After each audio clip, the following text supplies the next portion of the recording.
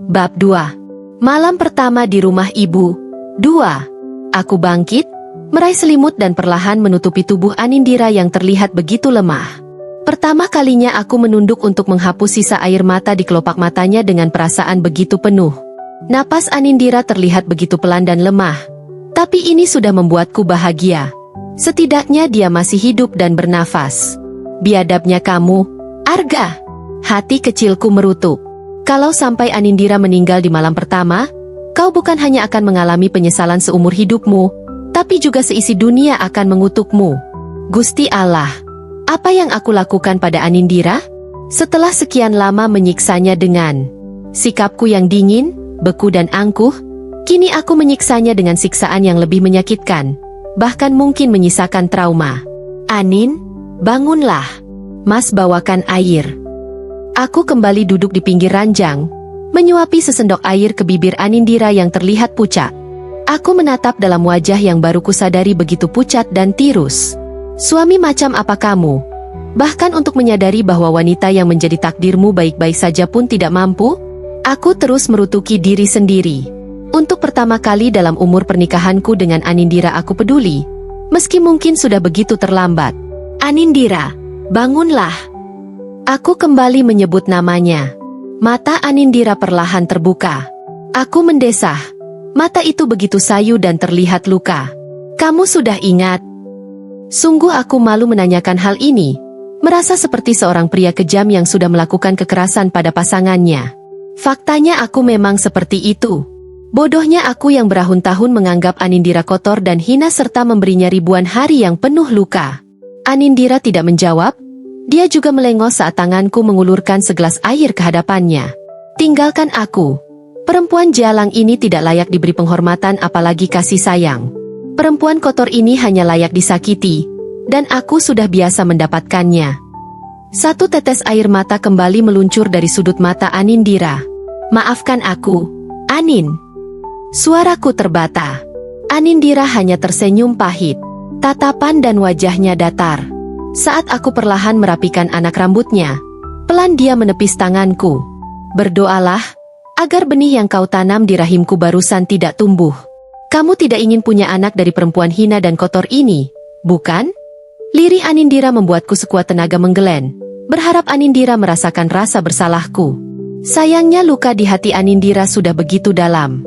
Anindira mungkin tidak mencaciku tapi, air mata yang kembali mengalir begitu deras, sudah cukup mengatakan padaku kalau jiwa Anindira sudah lama hancur berkeping-keping.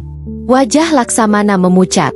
Aku bahkan tidak menunggu pagi tiba untuk meneriakkan hal ini padanya. Dia harus tahu, kalau Anindira tidak sehinanya yang dia tuduhkan.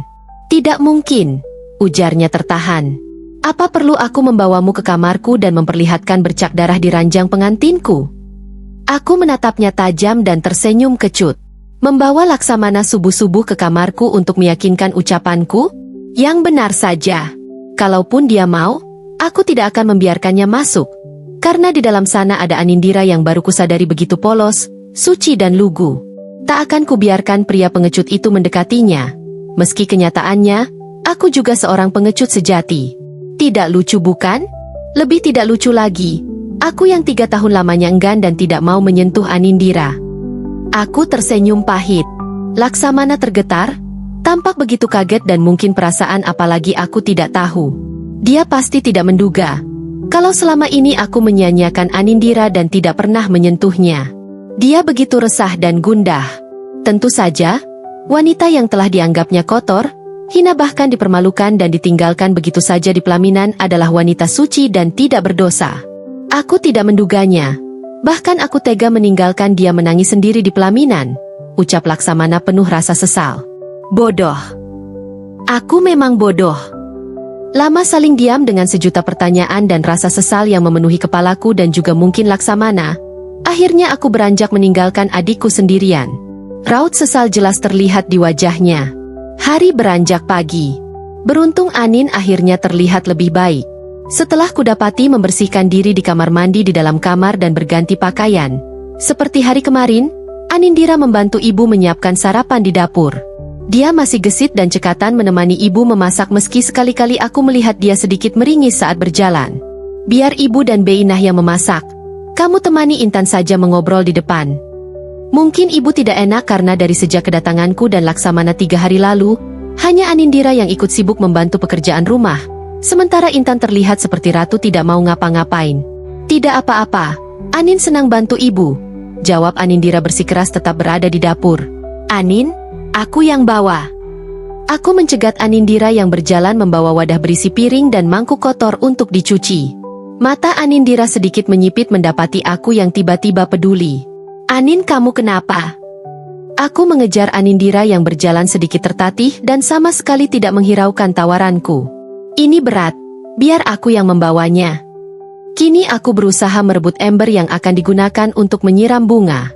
Lagi-lagi Anindira tidak menggubris dan bersikeras membawanya ke teras depan. Jangan sok kuat, aku tahu untuk berjalan pun kamu pasti sakit. Merah wajahku saat mengucap ini. Jika pengalaman pertama itu menyisakan sesal di hatiku, pasti pengalaman itu juga meninggalkan sakit dan terhina bagi Anindira. Anindira tengadah. Netra mata kami bertemu. Tidak usah berubah baik, Mas. Karena apa, Anin? Karena aku telah memutuskan untuk pergi dari hidupmu. Wanita yang selalu kau sebut kotor ini tidak pantas untuk tetap bersamamu. Mata bening Anindira kembali berkaca, menyisakan rasa sepi dan sakit yang kini tiba-tiba mendera hatiku.